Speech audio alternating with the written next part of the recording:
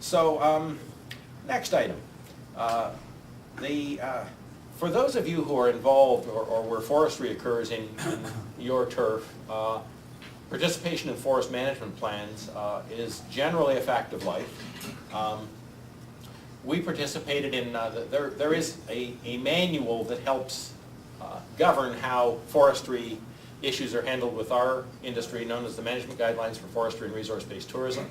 I'm not going to talk about this one in a lot of detail because a few minutes from now, after I finish, Stephen Harvey from the MNR, who I'll introduce at the end of the presentation, will give you an overview. But the Management Guidelines are reviewed every 5 years. We participated in the previous 5-year review and participated very actively in this year's 5-year review of the Management Guidelines.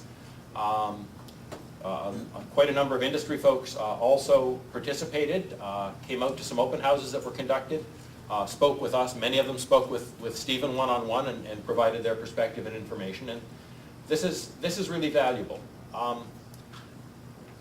I believe one of the most valuable roles an organization like NOTO can play is making sure that we act as a kind of conduit to make sure that government consultations on various initiatives are conducted effectively, that the right people find out that they're happening and have the opportunity to speak to government to help inform public policy.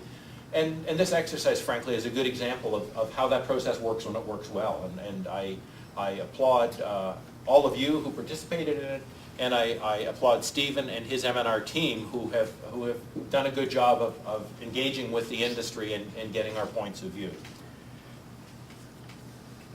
Speaking of public consultations, there's been a large land use planning exercise underway in the WAWA district for the past 5 years now. I'm reluctant to say it, and it's an exercise that probably should have taken about 1.5 years had it gone well.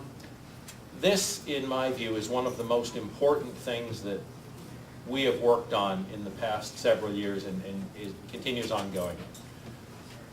Any business in our industry who operates on Crown land and who depends on the area in which they operate having a certain character, so it's particularly acute for remote operators, fly-in, train-in, boat-in operators, but often important even for road-based operators because the degree and kind of road access in the area fundamentally alters the product they offer to their guests.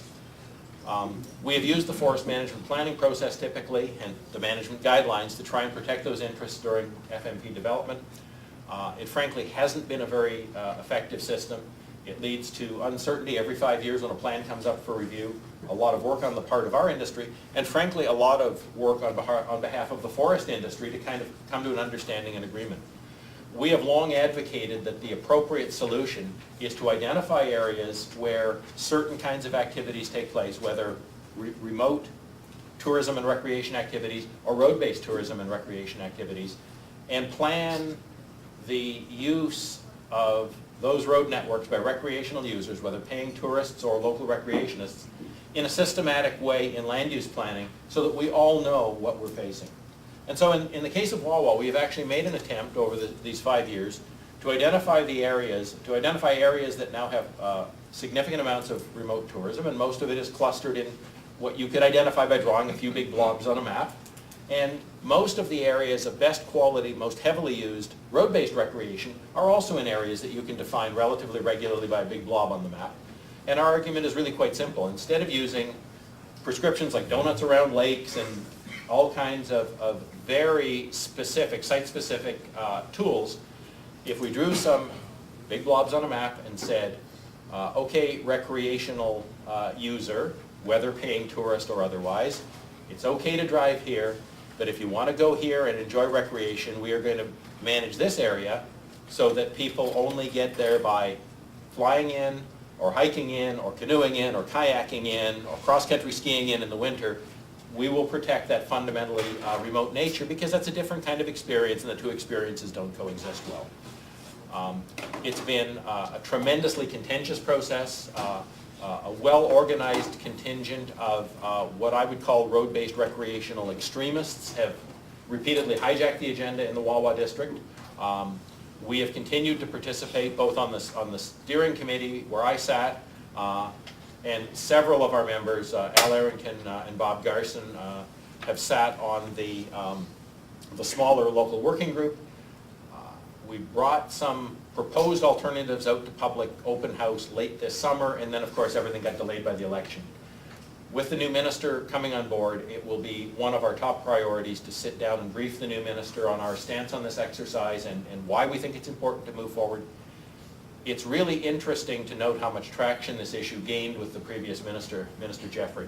If you look on the MNR website, Minister Jeffrey makes a statement, indeed that statement was repeated by the Premier during the election campaign, that the CLUAH will go forward and it will be used as a template for similar exercises in other districts, that we're going to learn from this exercise and use it, refine it, and use it as a tool moving forward. We will certainly be urging our old friend Minister Gravel to stick by the good work started by Minister Jeffrey and move it forward. And so we're guardedly optimistic that good things will happen on this initiative.